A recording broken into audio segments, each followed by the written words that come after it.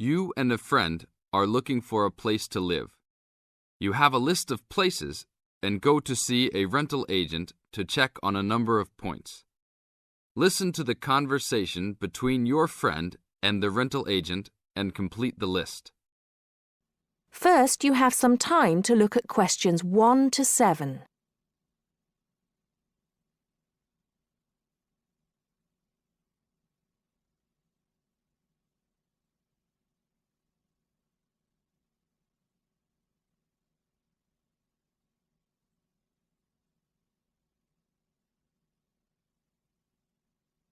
Now listen carefully and answer questions 1 to 7.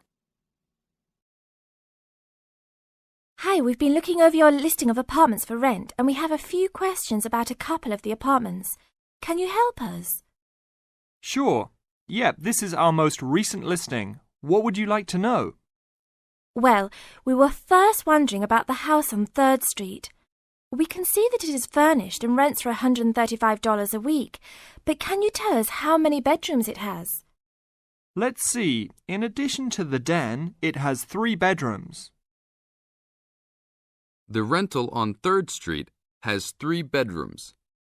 So in the example, 3 bedrooms has been written down in the number of rooms column for 19 3rd Street. Now we shall begin. You should answer the questions as you listen, because you will not hear the recording a second time. Listen carefully and answer questions 1 to 6.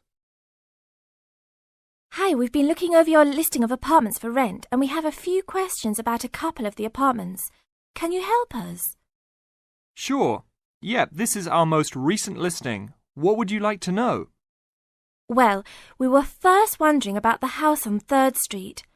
We can see that it is furnished and rents for $135 a week, but can you tell us how many bedrooms it has? Let's see. In addition to the den, it has 3 bedrooms. What about the one on Route 9N?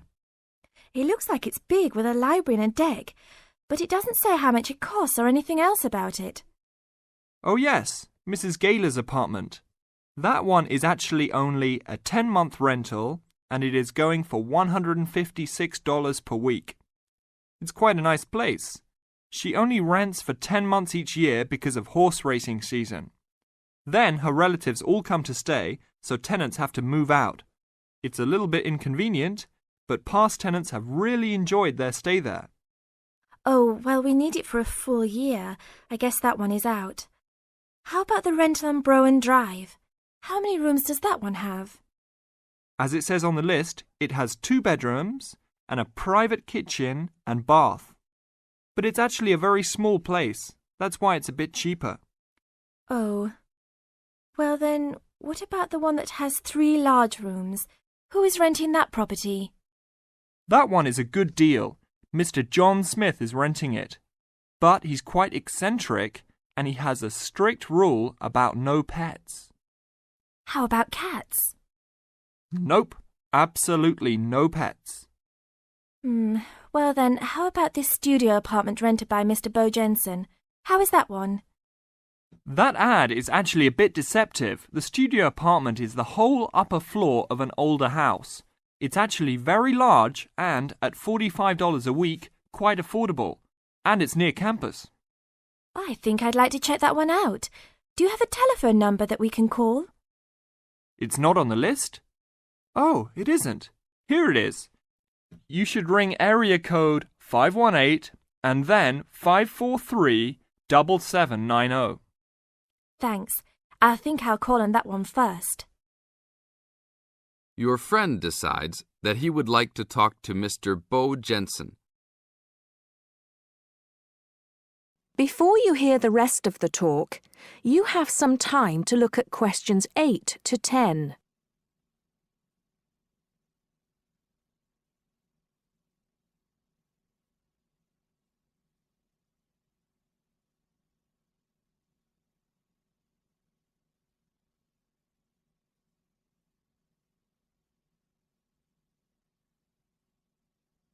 Now listen and answer questions 8 to 10.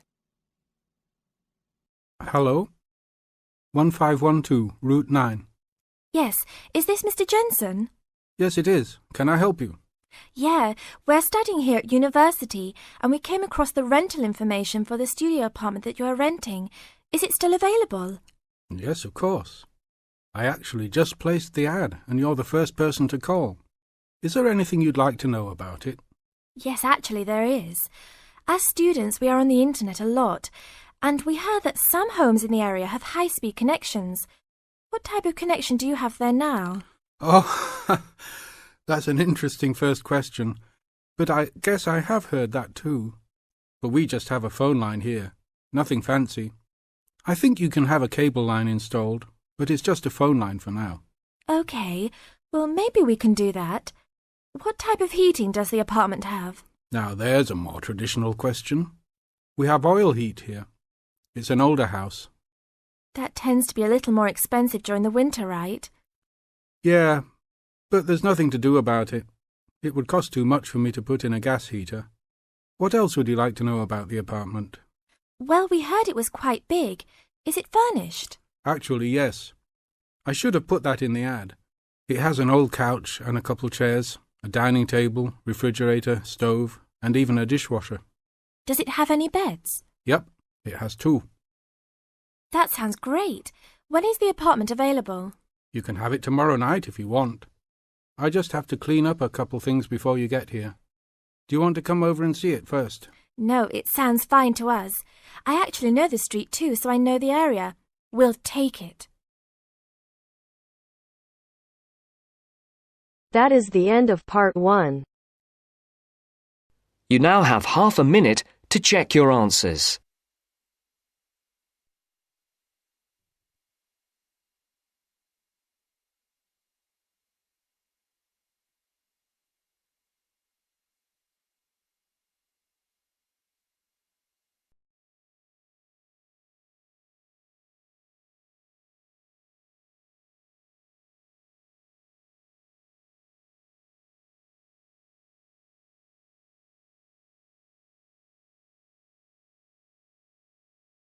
Now turns to part 2. Part 2. You are going to hear a conversation between a student and a driving instructor. First, look at questions 11 to 14.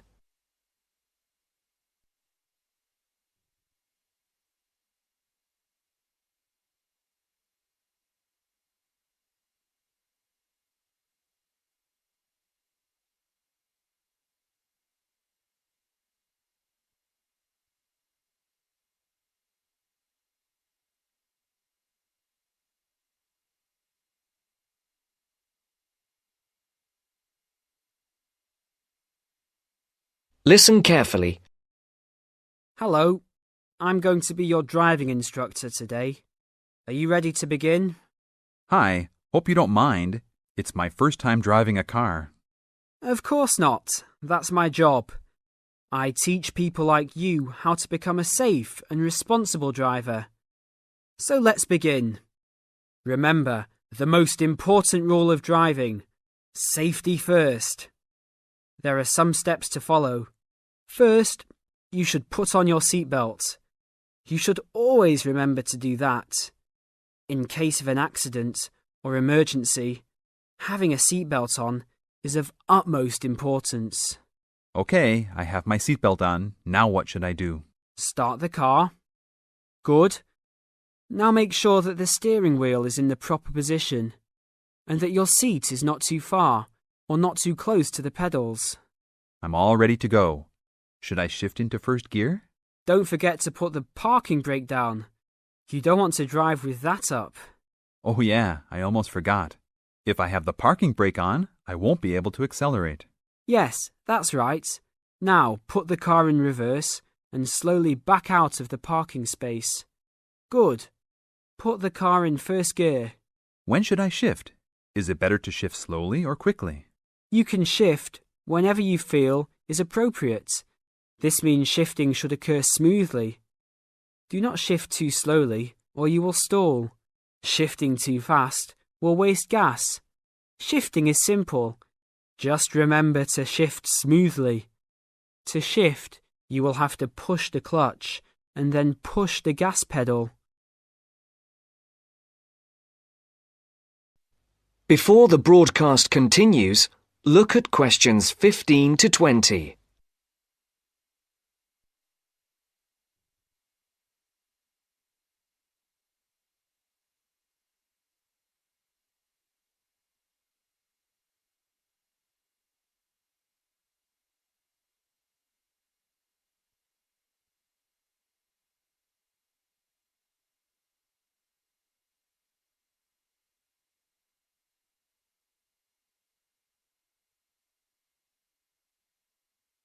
You will now listen to the second part of the talk.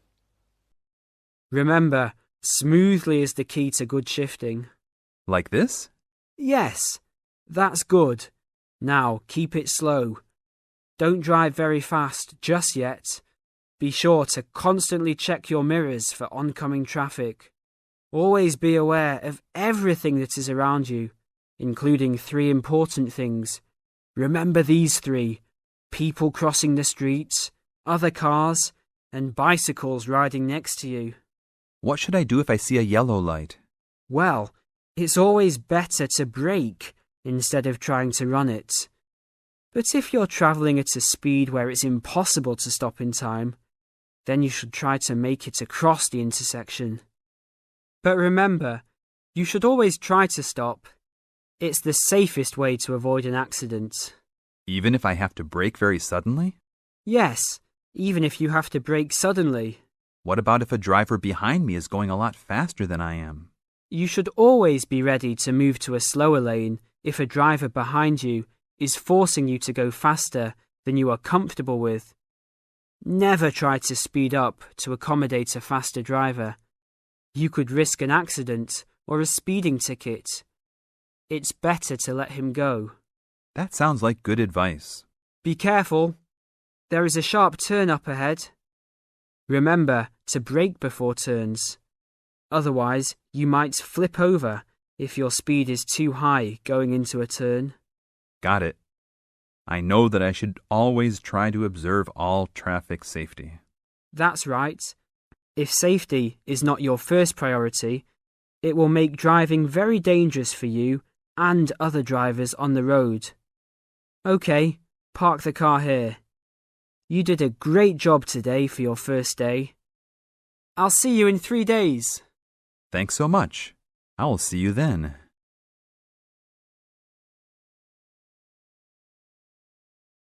That is the end of part 2. You now have half a minute to check your answers.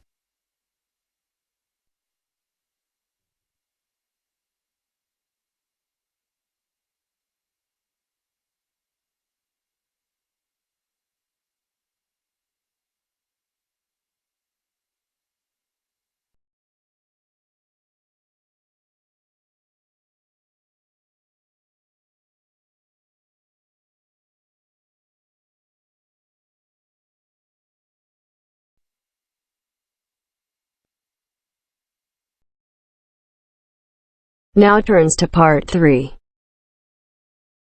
Part 3. You are going to hear a conversation between an interviewer and a professor. First, you have some time to look at questions 21 to 26.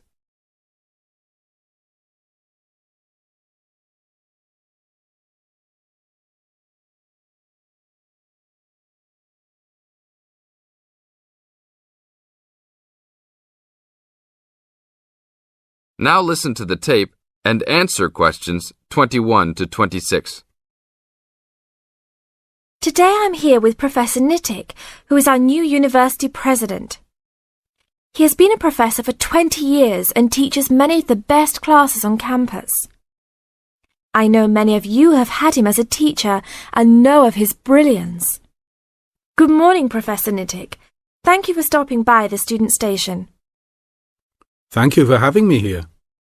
It is always great to get to meet many of the students who are involved with our school. I haven't been here since 2 years ago. Yes, I remember at that time you were still teaching every semester. 2 years later, you're only teaching every once in a while. But it seems like you are still always busy. The administration world is just as busy as the teaching world for you. How do you stay in touch with the university, even with the change in your everyday duties? I try to stay in touch with what is popular with the university students. I usually spend time with as many students as I can. They usually give me insight into what the new concerns and beliefs are for the new generation. On top of that, I try to be as youthful as I can. I consider myself to be youthful, at least for my age. So I always have a good time and try to stay young. I try my best to not just be a teacher, but also participate in university life. Interesting. So, are you still doing lots of academic work, or are you mostly concentrating on administrative affairs? Well, I mostly do administrative affairs now, but that doesn't mean that I still don't have a very deep interest in academic matters. I often visit other campuses around the world and meet other professors in my field. I learn the most by travelling and seeing the different places of the world and the different fields of thought. I even did a television programme last month in Manchester. Will you be on television any time soon then? Well, you can call the television station and see if I will be on television any time soon. Maybe I will be on the news report. I don't think it is really that significant, though. Oh, really? That sounds great. I will remember to look out for you. Let's move on. With all your busy travelling recently, how do you find time for your personal life? I try to keep my university life separate from my personal life. Sometimes it's hard to find time to just take my wife and 3 kids out for a family dinner, but usually we all manage to get together every few days. I'm taking a few weeks off next month to take my family down to South America, to Brazil for a few days. I can't wait to just sit on the beach. Wow, that sounds like a wonderful trip. Professor Nittick, could you tell the audience a little about what goes on in an average day of a university administrator? An average day? Oh, I don't think there is such thing as an average day for me. The last few weeks I've been travelling all the time. I can be in Los Angeles in the morning and in New York by the afternoon and back to Los Angeles by the evening. Sometimes I will spend the whole week at a new university, showing the new administrators the ins and outs of running a university. Sometimes I can spend the whole day in the office on the phone, so there really is no average day for me. I guess that is because I do so many different tasks. Sorry to let all the viewers down, but that is the plain truth. Now look at questions 27 to 30.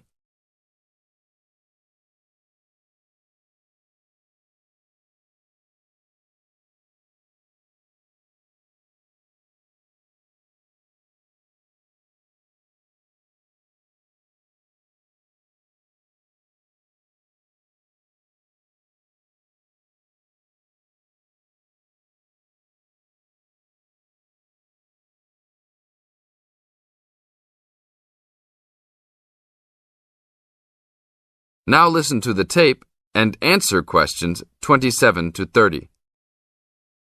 Well, I guess I can sum it up for them. You are a busy man. That is probably a good description. So, are there any immediate plans for the coming few weeks? Well, I'm in Los Angeles for the next 2 days, and then I fly to Colorado to meet a new prospective professor for our university. I will be in Colorado for about a week. Then I go to Japan for the next 10 days to meet with our university branch in Japan about record sales there. After that, I return to Los Angeles for a week, just in time for the graduation of the class of 2001. There you have it, my next month's schedule. Thank you very much, Professor Nittick. I always enjoy having you on our show. We hope to have you back on our show next time.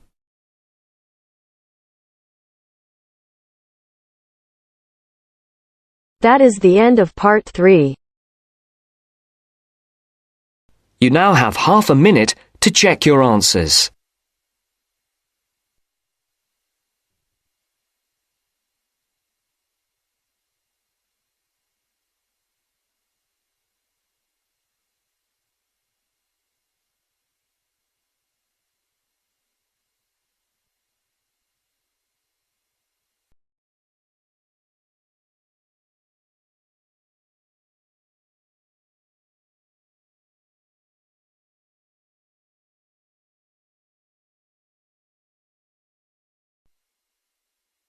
Now turns to Part 4.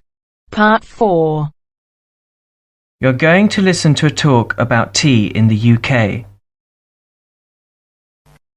First, you have some time to look at questions 31 to 40.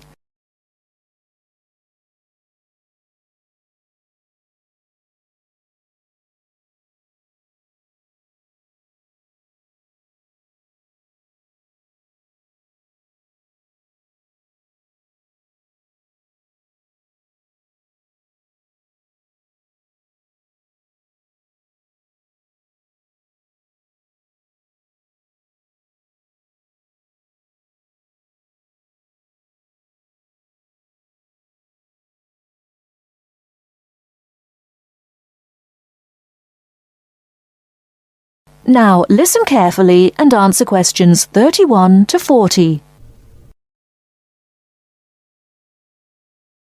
During the 1930s, there was a popular song which had the title "Everything Stops for Tea," and to millions of British people, a restful cuppa is still an ideal way to relax for a few minutes from the rigours of the day.